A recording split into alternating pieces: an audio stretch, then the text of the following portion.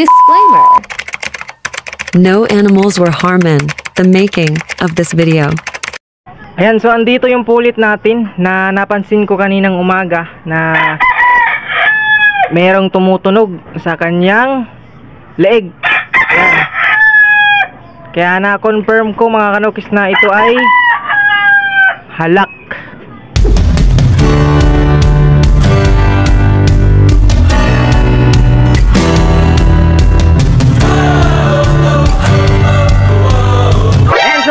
For today's video is yun na nga yung ating pulit na kanamayon na 5 months old is nagkaroon ng halak. So first time kong na-experience mga kanukis no na magkaroon tayo ng halak dito sa ating manok. So dati medyo nagkaroon siguro ako ng ganyan pero hindi ko napapansin. Ngayon lang talaga, ngayon ko na malayan. Kasi ang nangyari dan is ayan, lagi siyang nakakulong at yung lagayan ng patubig mga kanukis is natatapatan pala ng araw is hindi natin napansin, is puno yung lagayan.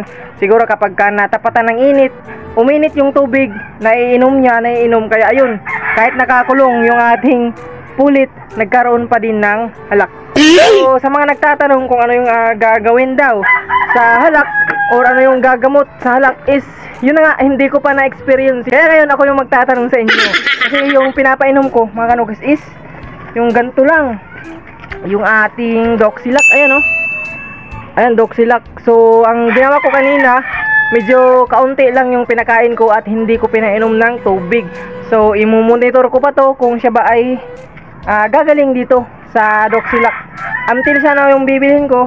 Kaso sa babaan na binilhan ko ng patuka at gamot, wala silang stock na amtil. So ito yung available. So ito agad yung binili ko nang sa ganun maagapan yung ating pulit. Andun siya oh. So kanina napakalakas kasi habang ako ay nagpapatuka. Kaninang umaga, napakalakas yung kanyang tunog dito sa leeg. Napag-isip-isip niyang mahirap na malayan kami ng tanong. Ganun.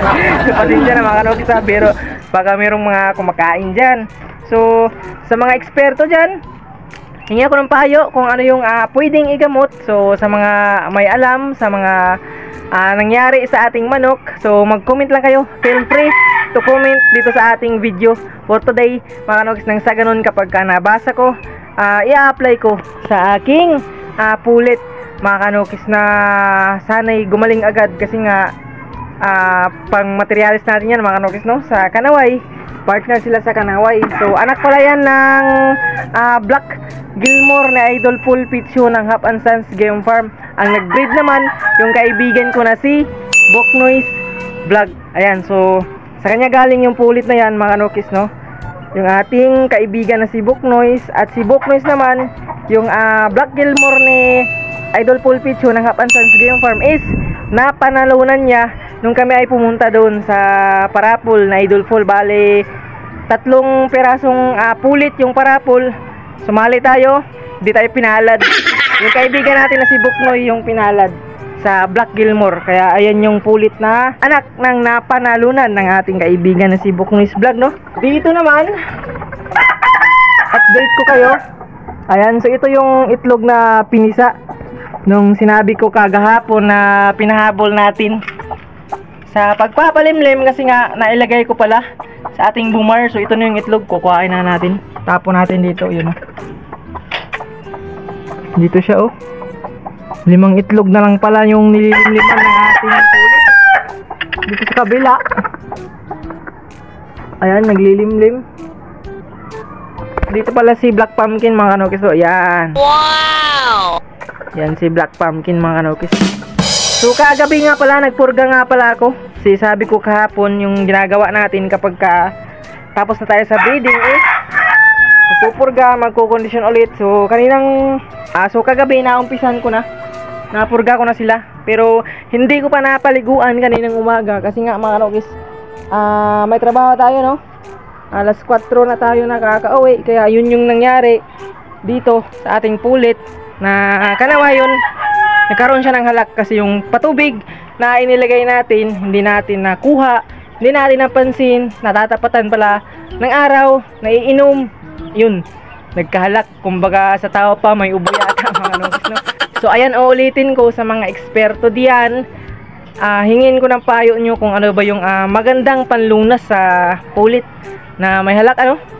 So yan yung aantayin ko kapag nag-comment na kayo. So ayan, maraming salamat agad in advance mga kanokis, no. Yung mga pasisiw pala ng ating Hatch Claret na nandoon is isinama ko dito sa ating mga maliliit na pasisiw. Ayan, oh. Ayan, so bali, hindi naman magkalayo yung kanilang hatching mga kanokis, no. So since magkalapit sila or magkasing laki lang sila mga kanokis, sinama ko na lang sa ganun hindi sayang yung patuka, yung patubig na vitamina na ibibigay natin, at syempre yung brooder hindi sayang mga kanokis, no, kasi napakaganda tong brooder na to mga kanokis. Hindi sila nalalamukan, hindi nalalamigan kahit na walang pailaw at saka walang inahin.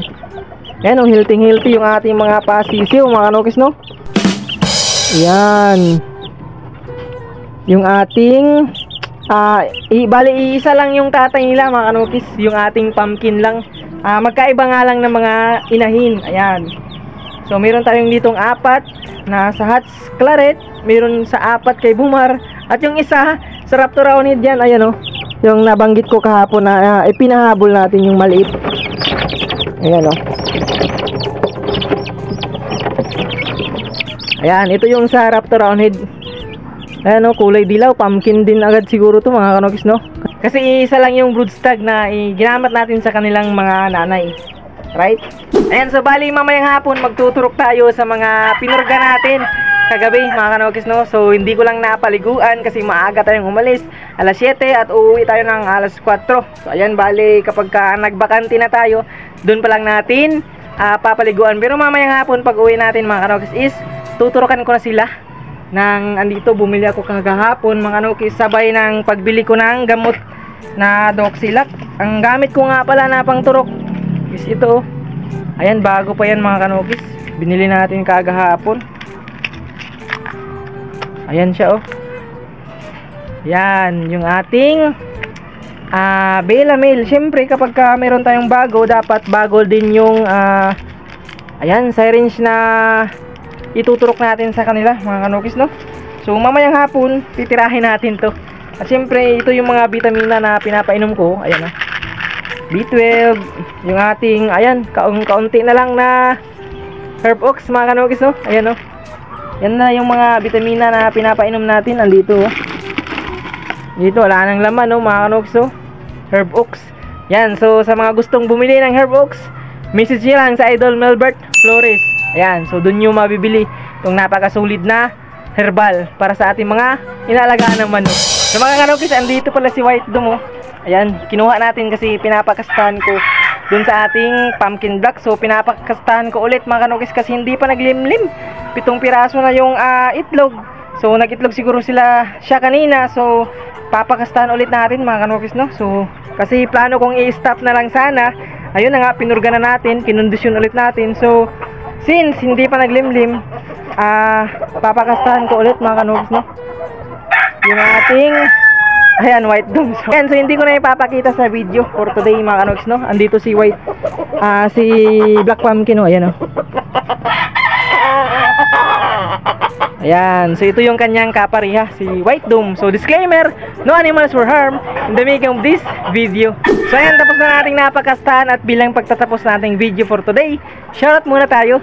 Shoutout kay Cipriano Baldomaro from Barangay Makiwalo.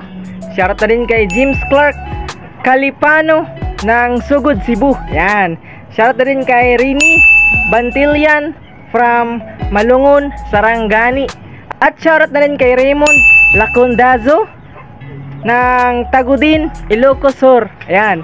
At syempre shoutout kay Roland Kabuyaw ng Barangay Kapitulyo, Pasig City. Ayan. So hanggang dito na lang for today's video mga kanokis. Maraming salamat sa lahat na nag-subscribe, nag-like, nag-comment, nag-share, at sa lahat ng mga nanood sa ating gawang video sa Peace Out.